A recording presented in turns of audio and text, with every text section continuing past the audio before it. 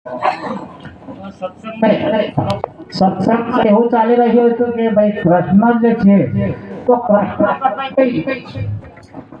કૃષ્ણ કરતા કઈ મોટા પરમાત્મા છે કે તો મીરાભાઈ આ વસ્તુ લઈને નીકળે ને આરતી કરવા સારું કે મંદિરમાં દીવાબત્તી કરવા તો રવિદાસ અને કબીર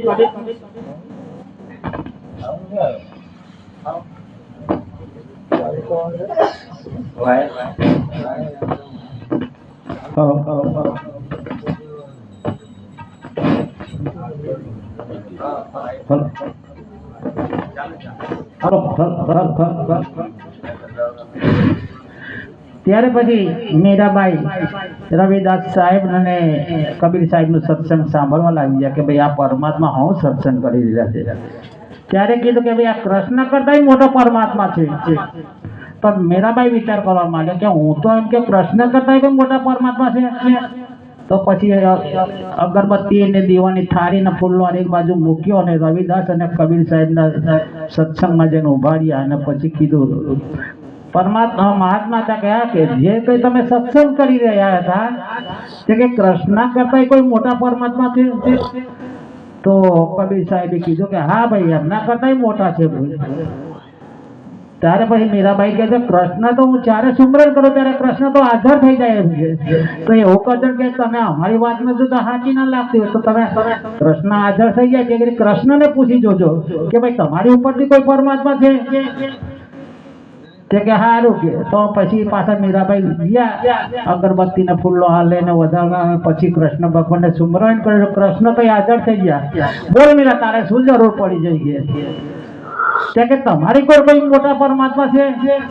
તો કૃષ્ણ ભગવાને કીધું કે ભાઈ મારીથી બી ઉપર પરમાત્મા છે પણ હું કઈ જાણી શકતો નથી. મારથી બી ઉપર તો છે જ પણ મેરા પછી કે એની ઉપર કે જો એની ઉપરની વાત કૃષ્ણ કે મને ખબર નથી કે જો તારે એનો જો જવાબ જોતો હોય તો તમે જેની પાસેથી લાવ્યા તેની પાસે લઈ લેજો કે મારી પાસે તો જેટલું મારી પાસે જ્ઞાન હતું એટલું મીરા મેં તને સુપ્રત કરી દીધું. હવે ઉપરનું જ્ઞાન મને કઈ ખબર નથી કે તો પછી મીરાબાઈ કહે છે કે કૃષ્ણ હું તારી ભક્તિ કરી કરીને થાકી પણ તું કઈ મારો ઉદ્ધાર કરે એવો નથી કે.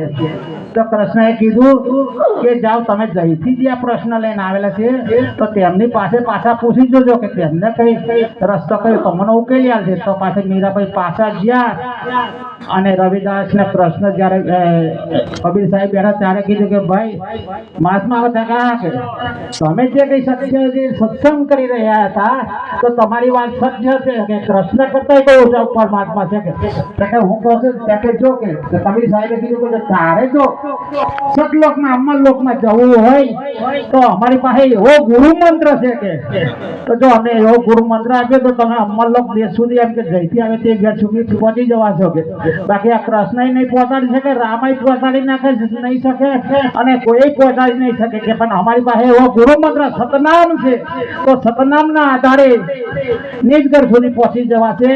અને જે સતલોકમાંથી જે આવે છે મૃત્યુલોકમાં તો મૃત્યુલોકમાં આવવાથી ગુરુના ચરણમાં જવાથી પાછું આપણો નિજગર સતલોકનું ઘર આપણો ગુરુદ્વારો બારમાંથી મળી રહેશે.